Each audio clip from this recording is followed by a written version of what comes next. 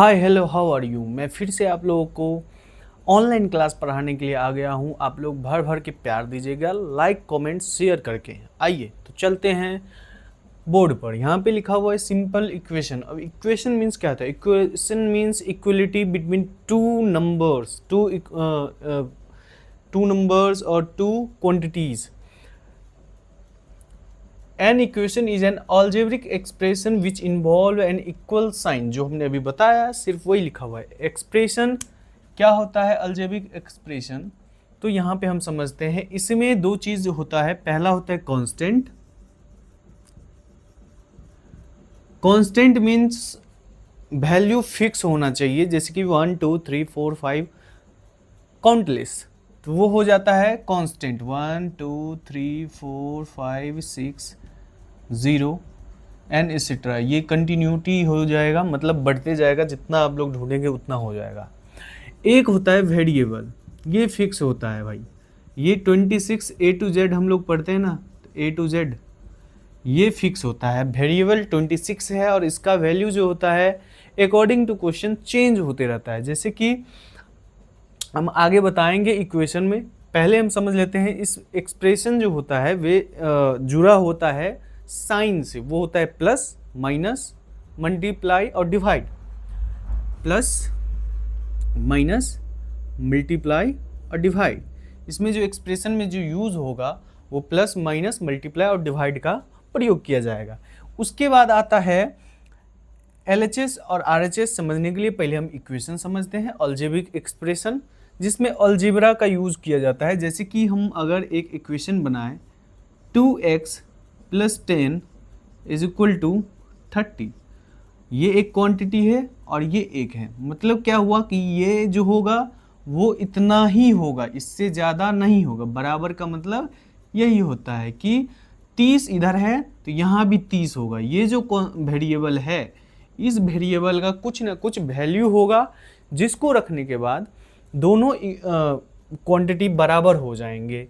तो यहाँ पर जो LHS जो होता है और RHS, ये अपने जो हाथ होता है इसके जो राइट हैंड होते हैं उसको हम कहते हैं RHS, मतलब राइट हैंड साइड। ऐसे लिख सकते हैं, राइट हैंड साइड, बराबर के राइट हैंड साइड। और इधर हो गया लेफ्ट LHS, इसको हम फुल फॉर्म में बता सकते हैं लेफ्ट हैंड साइड।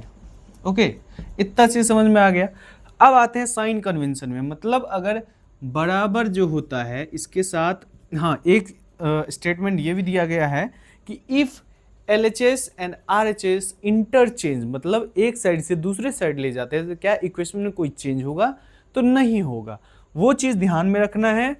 और यहाँ पे अगर हम इंटरचेंज करते हैं तो उसमें साइन भी चेंज होता है। जैसे कि इधर प्लस है, तो अगर प्लस को हम लेके जाते हैं बराबर के उस साइड, मतलब इक्वेशन के उस साइड, तो यहाँ साइन क्या हो जाता है? चेंज, प्लस का माइनस। अगर माइनस इधर होता है, इधर ले जाएंगे माइनस को, ये हो जाएगा प्लस। अगर मल्टीप्लाई है, अगर इक्वेशन के उस साइड लेके जाएं, ये हो जाएगा डिवाइड। अगर इस साइड डिवाइड है तो इस साइड अगर लेके जाएं हम, ये मल्टीप्लाई हो जाएगा।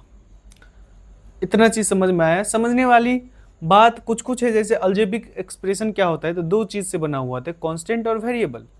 आपस में जुड़ा होता है टर्म से। टर्म क्या होता है? प्लस या माइनस से जुड़ा होता है, उसको टर्म कहते हैं। मान लो अगर कहें इसमें अलजेब्रिक एक्सप्रेशन में टर्म कौन सा है, तो एक टर्म ये हो गया और दूसरा टर्म ये हो गया, मतलब दो टर्म होते हैं। ये चीज ध्यान में रखना है। अब आप लोगों को हम कुछ क्वेश्चंस का सॉल्यूशन बताते हैं, कैसे बनाना है अलजेब्रिक एक्सप्रेशन का। ठीक है, एक मिनट। तो आइए, आप लोगों के लिए मैंने बोर्ड पे ही क्वेश्चन लगा दिया है, क्योंकि ये तो स्मार्ट बोर्ड है नहीं जो बटन दबाए तुरंत से क्वेश्चन आ जाए। इसके लिए मेहनत करना पड़ता है, लिखना पड़ता है। तो आप लोगों के लिए मैंने बोर्ड पे लिख दिया है। अब इसमें फॉर्मेशन कैसे हम लोग इक्वेशन बनाएंगे, जो लैंग्वेज दिया रहेगा उसको देख के हम लोग कैसे इक्वेशन बनाएंगे, आइए देखते हैं। यहाँ पे लिखा हुआ है the sum of thrice x and 5 is 7। अब समझना है हमको, इसके लिए आप लोगों को एकदम ध्यान से पढ़ना पड़ेगा। ठीक है, ये रूल ही होता है इक्वेशन का कि ध्यान से पहले पढ़ो, समझो, फिर इक्वेशन बनाओ।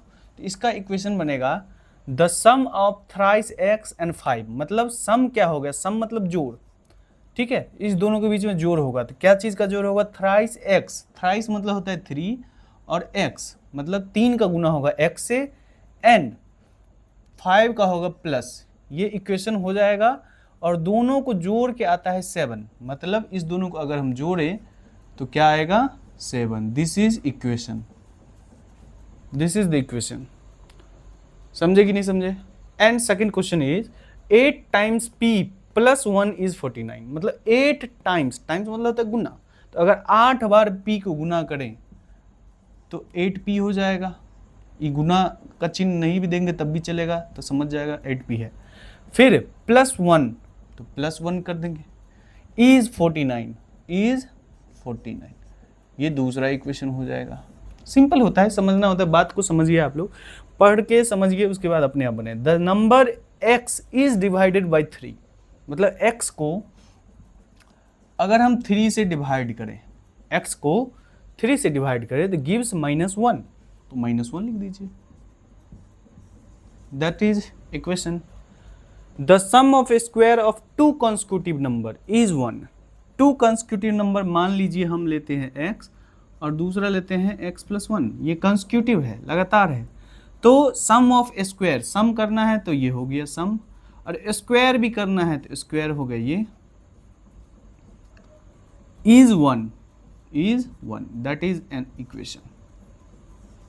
ठीक है, अब इक्वेशन दिया रहेगा, इसमें आपको x का वैल्यू निकाल, देखिए हर जगह x है, p है, x है, x है, x है, इसका वैल्यू निकालने के लिए हमको सॉल्यूशन निकालना पड़ेगा। इसके लिए इसको सॉल्यूशन को हम लोग कहते हैं रूट ऑफ द इक्वेशन। आइए समझते हैं कैसे बनाते हैं।